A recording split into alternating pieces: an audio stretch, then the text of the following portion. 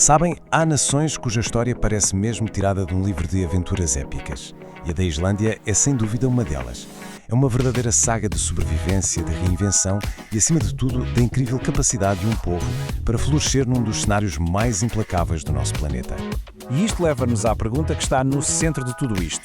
Como é que é possível não só sobreviver, mas construir uma sociedade tão inovadora e resiliente num lugar que está constantemente a ser moldado pelo fogo dos vulcões e pelo gelo dos glaciares? É o que vamos tentar perceber. Para mergulharmos nesta história, vamos dividi-la em 5 grandes atos.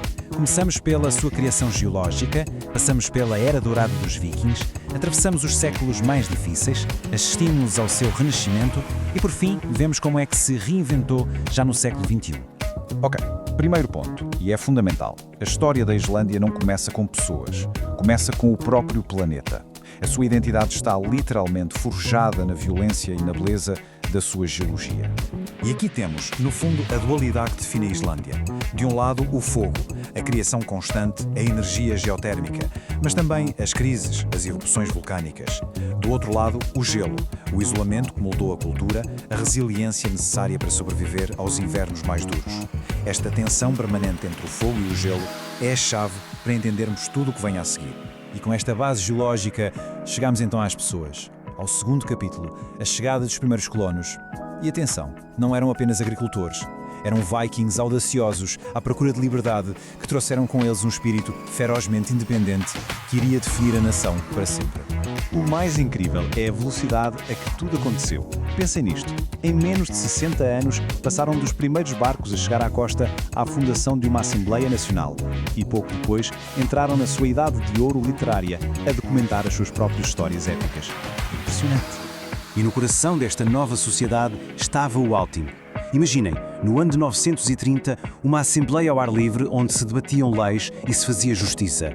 Numa Europa que era dominada por reis e imperadores, isto era absolutamente revolucionário. Mostra, desde muito cedo, uma vocação para a lei e para a governação em comunidade que se tornou parte do ADN islandês. E essa mentalidade, essa forma de ver o mundo, está toda lá, gravada nas sagas, as grandes obras literárias da época. Frases como esta mostram um código de honra, de coragem, um sentido profundo de destino pessoal. É este o ADN cultural que foi passado de geração em geração. Pois bem, como em todas as grandes sagas, a Idade de Ouro não podia durar para sempre. A Islândia entrou num período muito sombrio, um longo inverno, tanto em sentido literal como metafórico, marcado pela perda da independência e por desafios quase impossíveis.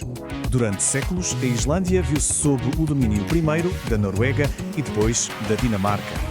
E como se o domínio estrangeiro não bastasse, a própria natureza parecia estar contra eles.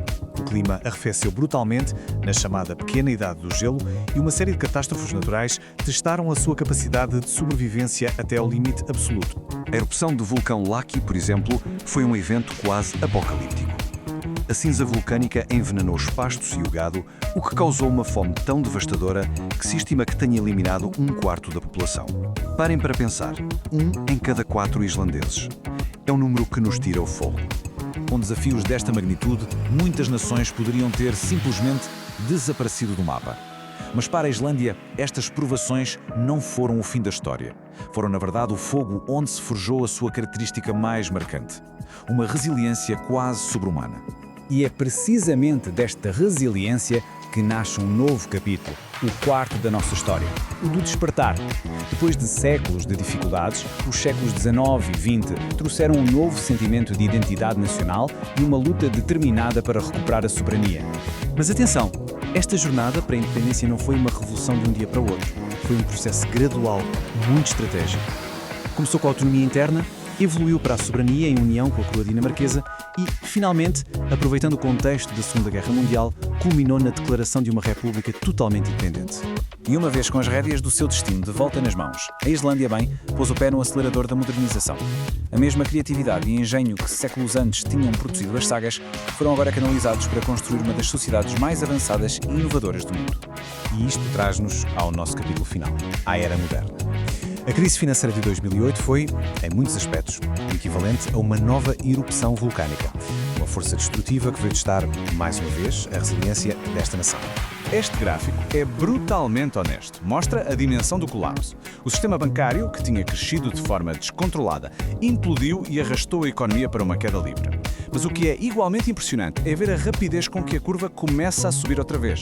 É o ciclo islandês de crise e recuperação a acontecer em tempo real. Então, como é que deram a volta? Reinventando-se. Em vez de tentarem reconstruir o mesmo sistema financeiro que tinha falhado, diversificaram. Apostaram forte no turismo, na sua indústria tecnológica e criativa, na sua imensa energia verde e modernizaram o setor tradicional das pescas. Mais uma vez, adaptaram-se para sobreviver e, mais tarde, prosperar. Então, o que é que podemos tirar disto tudo? Bem, em primeiro lugar, que a dificuldade não nos define, fortalece-nos. Em segundo, que uma identidade cultural forte, como a que vem das sagas, funciona como uma âncora em tempos de tempestade. E, talvez o mais importante de tudo, é que a capacidade de adaptação e de ver uma crise como uma oportunidade é o derradeiro mecanismo de sobrevivência. E isto deixa-nos com uma última reflexão. A história da Islândia não é só sobre uma ilha remota no Atlântico Norte. É um estudo de caso universal sobre como se pode enfrentar o caos, seja ele geológico, político ou económico. É uma saga que nos desafia a todos a pensar na nossa própria desigualdade.